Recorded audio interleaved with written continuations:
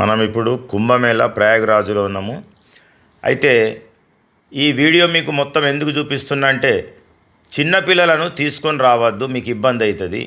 తప్పిపోతున్నారు, పెద్ద పెద్దలే తప్పిపోతున్నారు కాబట్టి పిల్లలను తీసుకొని వస్తే కష్టమవుతుంది. ఇసుక బస్తరాలని జనాలు ఉన్నారు ఇక్కడ.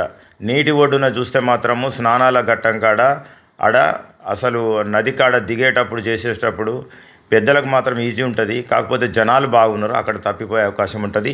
ఒకరికొకరు చేయబట్టుకొని నడవలసిందే. మనిషి తప్పిపోతే మాత్రం దొరుకుడు కష్టం, అక్కడ వదిలేసి రావాల్సిందే. మైకులో ఎంతో చెప్తున్నారు, అయినా కానీ దొరుకుతలేరు వాళ్ళు.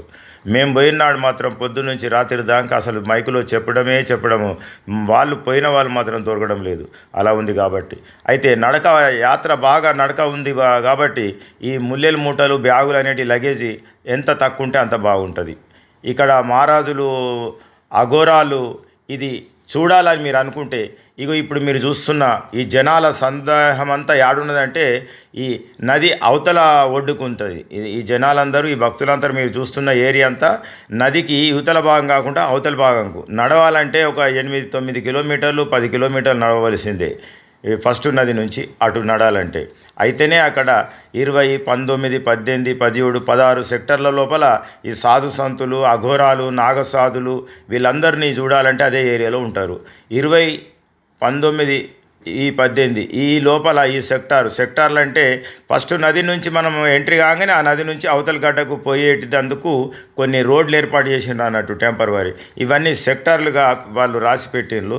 ఈ 20వ సెక్టారు 19 సెక్టార్లల్లో ఈ 16 నుంచి 20 వరకు ఎక్కడికి పోయినా కానీ వాళ్ళు దర్శనమిస్తారు. వాళ్ళ ఆశీర్వాదం తీసుకుంటే చాలా బాగుంటుంది. మీరు కూడా దర్శించుకోండి. అక్కడ జనాలు బాగున్నారు కాబట్టి మీకు ఉచితంగా ఫుడ్ పిలిచి పెడతారు. కిచిడి పొద్దున, మధ్యాహ్నము భోజనము, పూరి ఏదంటే అది. సాయంత్రం మళ్ళీ భోజనం కావాలంటే భోజనం, ఎక్కడ పండాలంటే అక్కడ సత్రాలు ఉన్నాయి. లేకపోతే రూములు తీసుకోవాలా, గుడారాలు అని అంటేనేమో 2000, 3000 ఇట్లా ఉంటాయి. సాధు సంతుల దగ్గర కూడా మనం కొద్దిగా పరిచయం చేసుకొని ఇంత కట్నంలాగా ఒక 500, 1000 ఇస్తే ఒక 4-5 వండుకోవచ్చు. అలాంటిది కూడా ఉన్నది. కొంచెం తిరగాలనుకుంటే అదంతా ఉన్నది. లేదంటే మనం ఎక్కడ పడితే అక్కడ చాలామంది పండుకుంటారు. బట్టలు ఒక 2 చెద్దర్లు ఉంటే ఎక్కడైనా పండుకోవచ్చు. అట్లా కూడా వసతి చేసుకోవచ్చు మనం.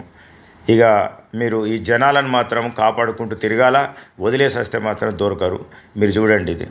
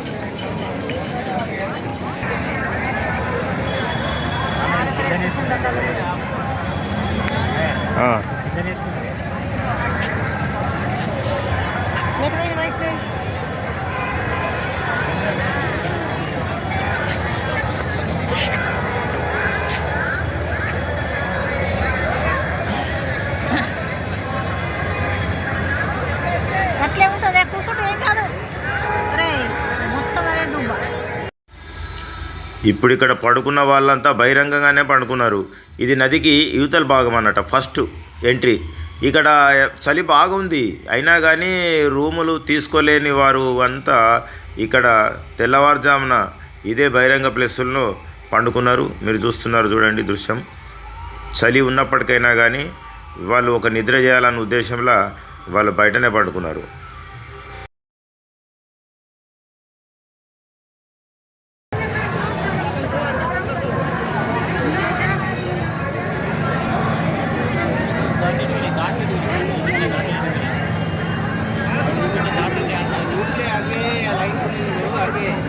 आगे लाइट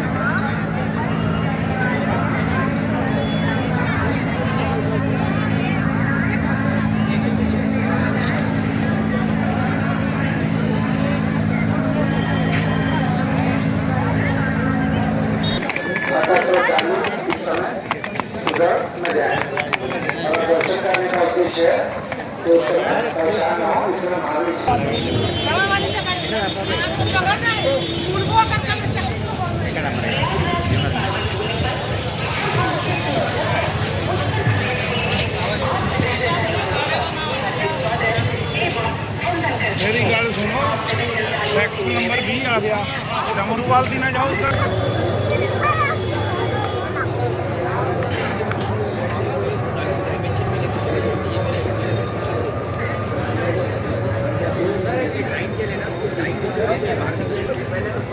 पहले ऑर्डर